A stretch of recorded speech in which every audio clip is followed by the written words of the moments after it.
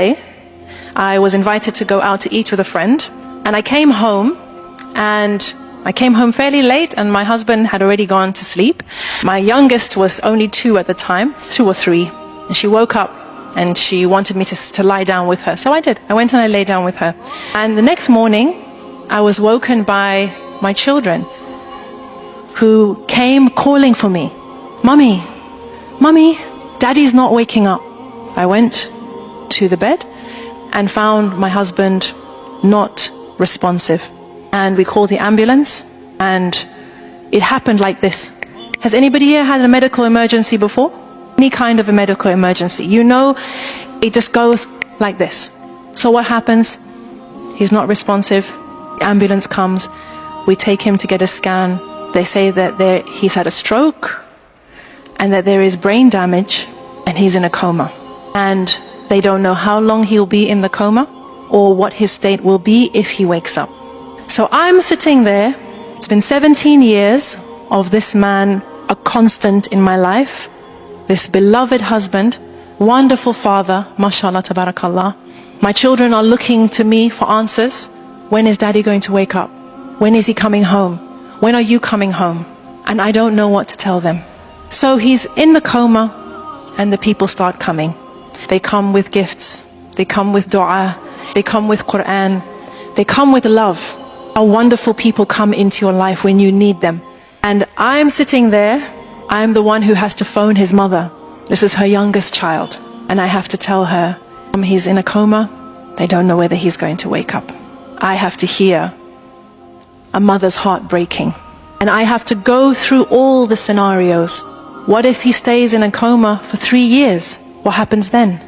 You know, there's an interesting thing that people do when somebody is in a coma. They come and they tell you miraculous stories. Have you heard those miraculous stories? I knew someone, they were in a coma for 6 months, wallahi, and they woke up and they were fine. Sister, you'll be okay. Sister, I heard about someone whose husband was in a coma for 3 years, wallahi. And when he woke up, everything was okay. They had another baby last year. They think this is comforting. I don't. Because I don't know how to navigate my life with my husband in this coma.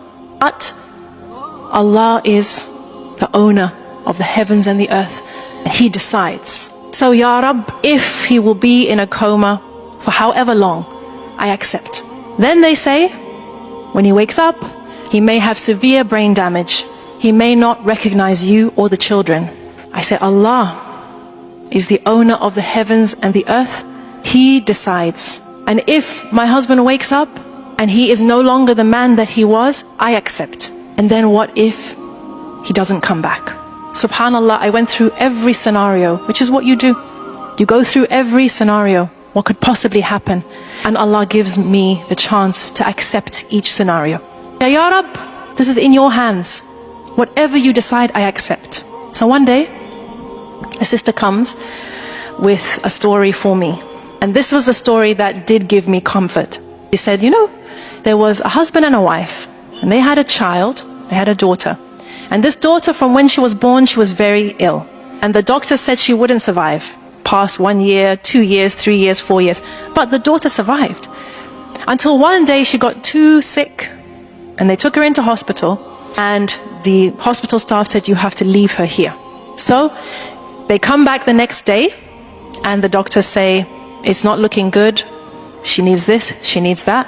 And the man says to his wife, not yet. They come back the next day, doctors tell them the prognosis. The man says to his wife, not yet. Then they come back the next day, and the hospital staff tell them that their daughter has passed away. And the husband says to his wife, now. And they both fall into sujood of shukr. The hospital staff are shocked. What's happening here? And the parents explained, and they said, Allah blessed us with this child for 5 years, 6 years, longer than the doctor said. We were blessed to know her, to love her, to get the ajr of caring for her, of making sure she was comfortable. This is something to be grateful for. And if Allah subhanahu wa ta'ala decides to take her back, we decided we would only embrace gratitude. we would truly embody Alhamdulillah ala kulli hal. So, when after 2 weeks, I got the phone call and the doctor said that we tried to revive him, but your husband is no more. Your husband has returned to Allah. I said, Inna lillahi wa inna ilayhi raji'un. Thank you.